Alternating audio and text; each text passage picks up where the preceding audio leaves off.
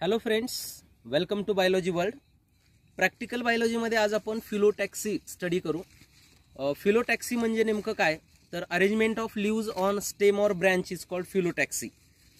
ही तुम्हाला एक ब्रँच दिसत असेल किंवा स्टेम दिसत असेल ज्याच्यावर ही लीव्हची अरेंजमेंट आहे, याला आपण फिलोटॅक्सी म्हणतो. तीन प्रकारची फिलोटॅक्सी आपल्याला स्टडी करायची असते. एक आहे अल्टरनेट फिलोटॅक्सी.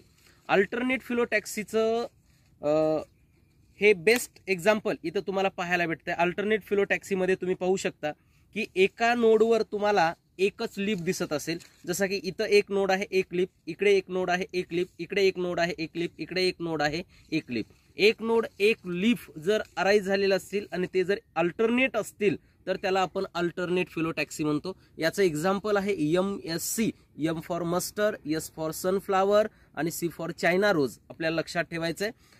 जो सेकंड टाईप आहे बाळांनो तो आहे अपोजिट फिलोटॅक्सी. अपोजिट फिलोटॅक्सीमध्ये तुम्ही हे एक्झाम्पल पाहू शकता. एका नोडवर दोन लीफ प्रेझेंट असतील, एका नोडवर दोन लीफ प्रेझेंट असतील आणि एकमेकांना अपोजिट असतील तर त्याला आपण अपोजिट फिलोटॅक्सी म्हणतो. याचं बेस्ट एक्झाम्पलसाठी ट्रिक आहे GOC.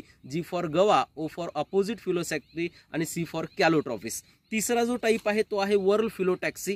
ज्यावेळेस एका नोडवर मोर दॅन 2 लीव्ज असतील त्याला आपण वर्ल फिलोटॅक्सी म्हणतो. इथं पाहू शकता की एका नोडवर 1 2 3 4 5 6 लीफ आहेत. तसंच या टिपच्या नोडवर जवळपास 6-7 लीफ आहेत. More than 2 leaf present on single node is called whorl phyllotaxy आणि याचं एक्झाम्पल आहे अल्स्टोनिया. थँक्यू.